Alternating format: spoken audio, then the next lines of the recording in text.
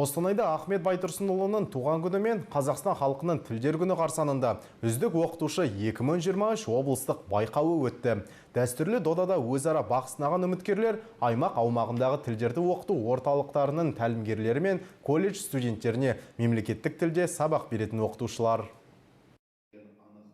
Анна Янчук Лисаков қаласындағы тілдерді дамыту орталығының маманы, үздік оқытушы байқауының 3-ші орын иегері. Мемлекеттік тілге деген қызығушылығы мектеп кезінен пайда болып, қазіргі күні оқушыларына да қазақ тілін үйретіп жүр. Басты мақсаты қазақ тілінің мәртебесін көтеру. Менің басты мақсатым өз бетімен, өз жұмысымен қазақ тіліне қызығушылығын ояту, балаларға, тыңдаушыларға жеңілдету, қазақ тілін үйретуін жеңілдету. Өз күшімді тексеру мақсатында мен қалалық, облыстық, республикалық байқауының қатысушысымын, жеңімпазымын. Мен мынандай мақсат қойдым.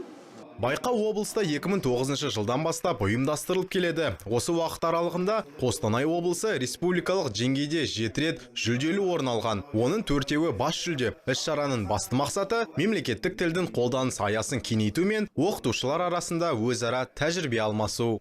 Байқауды негізі осы Ахмет Байтұрсынұлының туған күніне орай Ахмет Байтұрсынұлының атындағы үздік оқытушы байқауы деп жариялаған. Бұл шараның мақсаты осы жалпы тіл саласында жүрген мамандардың мемлекеттік тілдің қолданыс аясын кеңейту және сонымен қатар оқытушылардың бір-бірімен тәжірибе алмасуы. Оқытушылар әрбір өңірден келіп, осы ортаға өздерінің жаңашыл әдіс тәсілдерін салу арқылы бір-бірімен тәжірибе алмасады.